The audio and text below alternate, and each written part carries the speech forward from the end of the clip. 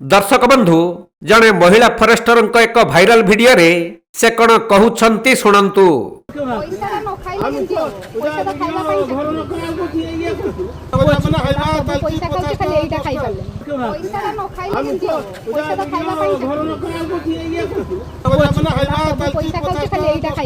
शुणिले तो से सर्वसम्मुखरे खुल्लुम खुल्ला भावे कहउछंती मो सबुआडे टंका खाए तुमे टंका देई नथिबारु तुम गाड़ी को अटकाइछि एपरि कि पैसा खाइबा पई मु चाकरी करिछि बोली से सीधा सीधा सुनाई देउछंती। ये हेउछंती मयूरभंज जिला बेतनटी रेंज अधीन कार्यरत महिला फरेस्टर लक्ष्मी महापात्र। तेबे एही घटना बाबदरे जहा सूचना मिली बेतनटी ब्लॉक अधीन सिंगला मुंडली ग्रामर एक अंतर्दय योजन गृह निर्माण पर बलि पड़िथिबा माटी मिश्रित बाली को बुझाई करी राजेश कबाट निज ट्रैक्टर रे अन्य एक गृह निर्माण पई निकटस्थ काठपाल ग्राम को नहीं जाउथिले। ए नै से स्थानीय सरपंच ठारू मध्य लिखित भावे आनिथिले किंतु बेतनटी फरेस्टर बिना यूनिफॉर्म रे आसी राजेशंक ट्रैक्टर अटकाइबा सहित टंका मागिथिले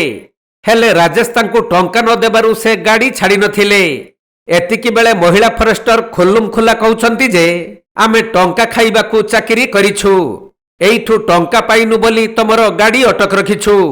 तेणु घटनास्थल रे उत्तेजना प्रकाश पाइबा परे सरपंच आसी तांकर लिखित कागज देखाइबारु महिला फरेस्टर गाड़ी को छाड़ी थिबा जणा पड़िछि। सरपंच को लेखा तरफ इंदिरा घर गोटे जगार बाली आम बाली मिशा माटी पड़ता अन्य जगह को शिफ्टिंग होता माने घर पड़िया इंदिरा घर से आम फरेस्टर मैडम आसिक कहले आम सबुआड़े खाऊे माइनिंग वाला नौ पैसा थाना वाला नौ आम कौन भकुआ आमको किसी पैसा दौतु ना छाड़बानी मैडम तो जुक्ति तर्क गले छाड़े सरपंच आसिक लेखा देले लेखा देला छाड़े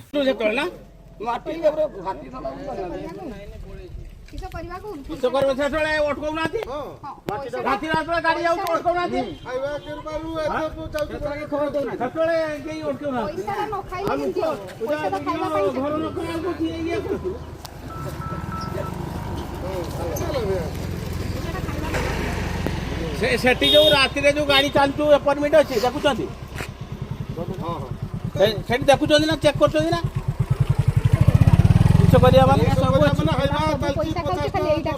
ना ना सेठी जो दिन राति गाड़ी राति रे चालू गाड़ी आईआईसी करिवे अब आपण तने केन करछन